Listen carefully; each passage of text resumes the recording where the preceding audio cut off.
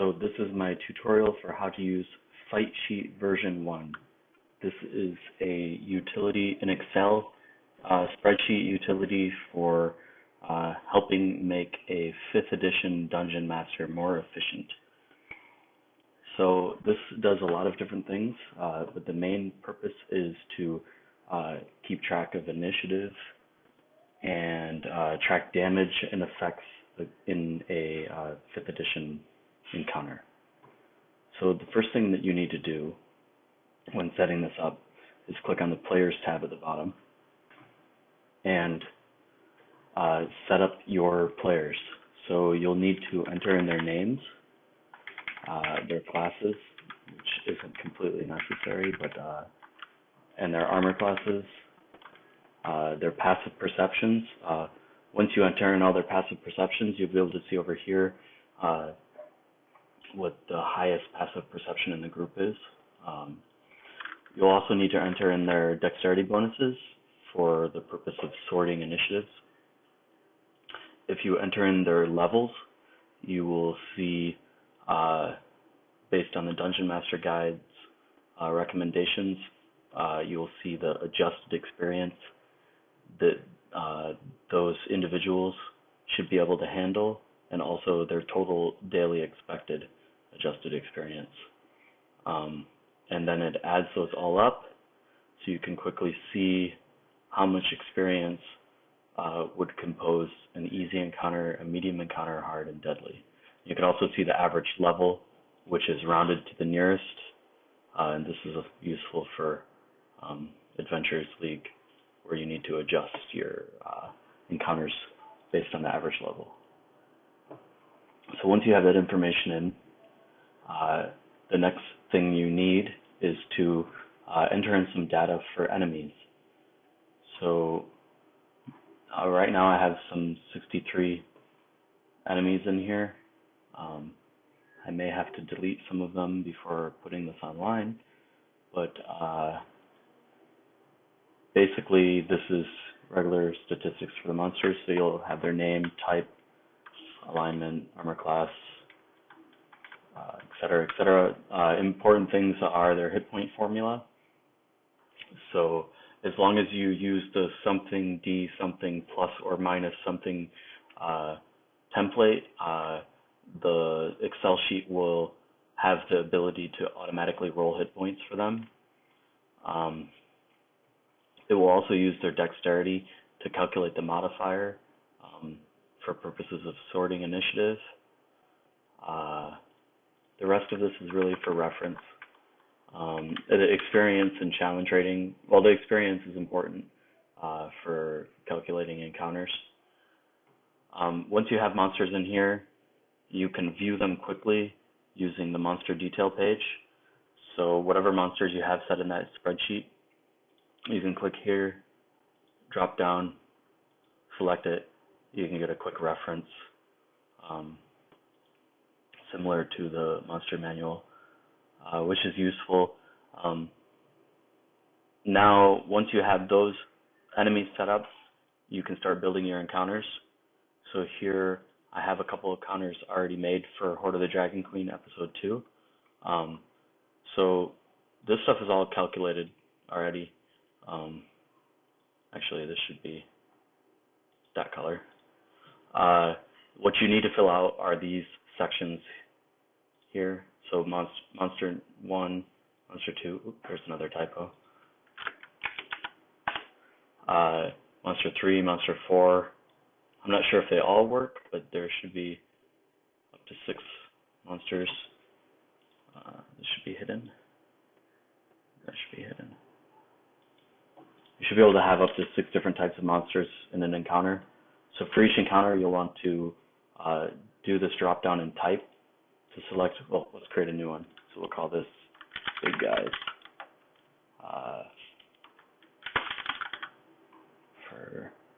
So we'll select monster number 1.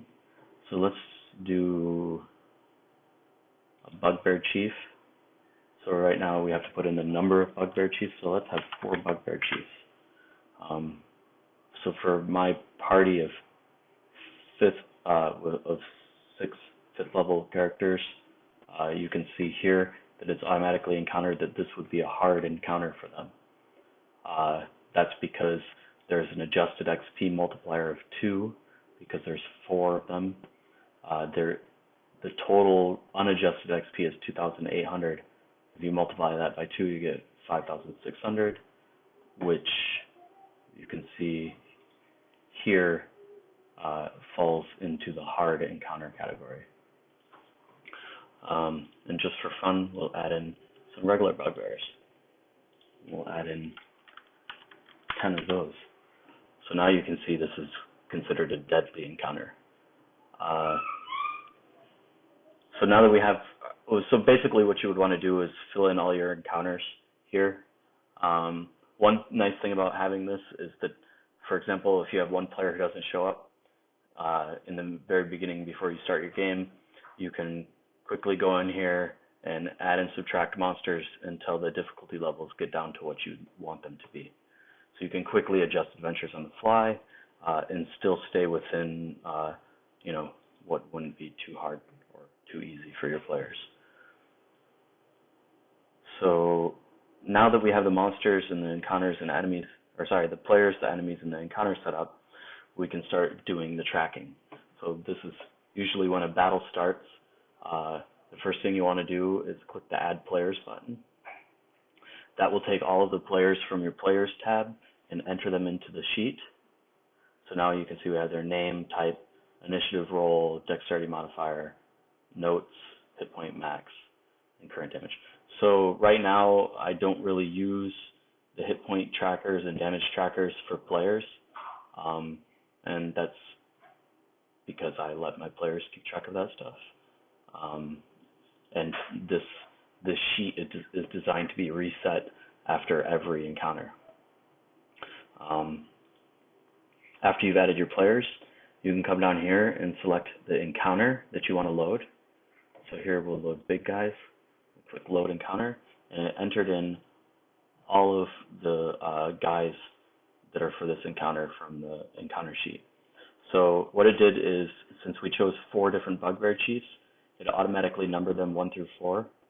The type is basically what their which row in the enemies column or tab they are. It rolled their initiatives and added their initiative modifiers. It automatically rolled their hit points based on the hit point formula for that monster.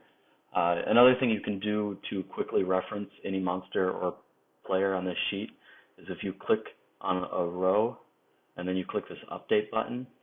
Because I had bugbear selected in this row, an update automatically loads this quick view of that monster. So if in the middle of a fight, somebody's attacking bugbear chief number 3, you want to see what his armor class is, you click it, click update, look at his armor class. Maybe then you want to look at bugbear 4, click update, see his armor class or his attacks. So the first thing you want to do after you get the enemies and players loaded is you want to ask the players what their initiative rolls are. So let's say they got 14, 8, 2, 22, 5. So once you have, and we'll put another, let's put a tie in there. So we have another 14. So once you have that in there, you're ready to click the Sort Initiative button. So one thing it does is first it sorts by initiative roll, then it sorts by dexterity modifier. So we'll see that since Shay has a 2 dex bonus and Crush got a tie, he will still go after Shay. So we'll click Sort Initiative, and we'll see here we have Shay and then Crush. And even the 2 bugbears who had a higher dex bonus got in first before Crush. So now all this is sorted in highest to lowest initiative order.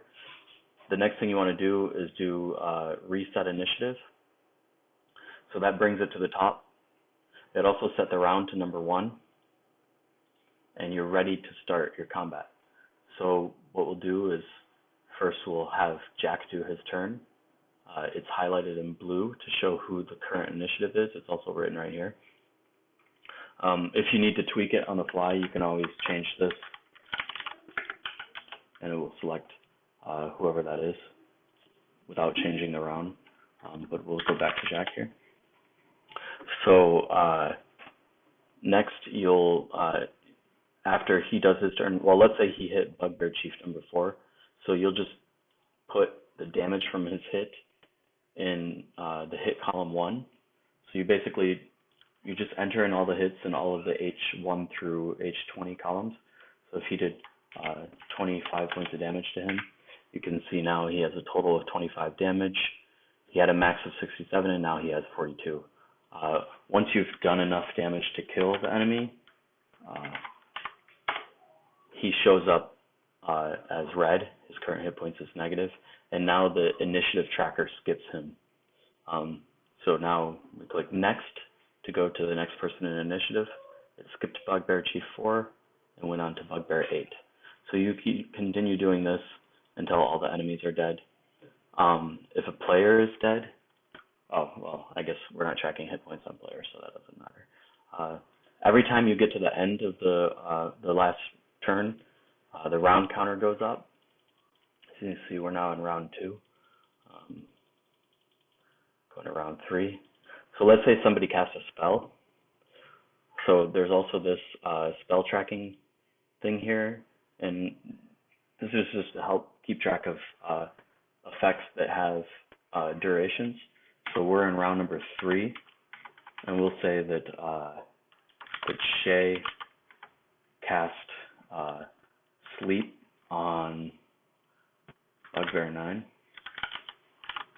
or you could enter in a list of them. It doesn't matter. Most of this is just for your own reference. And let's say the sleep lasted a minute, so it's going to last 10 turns, or 10 rounds. So that means that it will be done in round 13. So this is just to help us keep track of whether this spell is still active. It doesn't really do anything else. So let's say we kept going until we got into round, right now here's round 12, and then we went into round, so right now I see it says true here, and when we go into round 13, still says true, but after Shay's turn, this would be over. But here, it'll tell us when we get into round 14 that this is no longer active.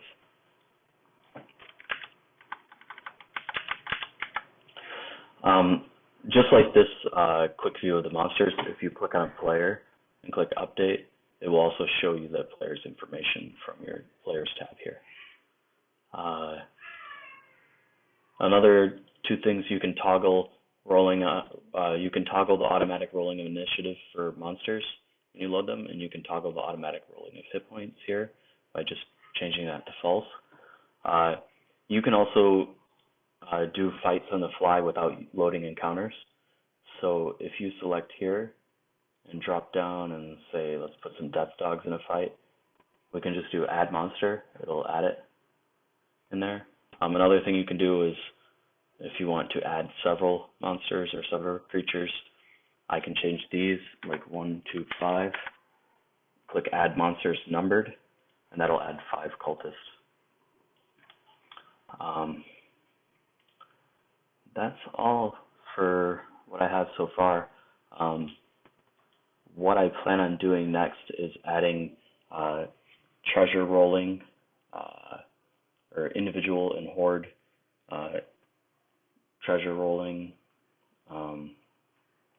probably a spell reference tab, where you can probably choose which spells an individual enemy has, and then quickly reference it from here. So, all right, thanks. Hope you guys like this.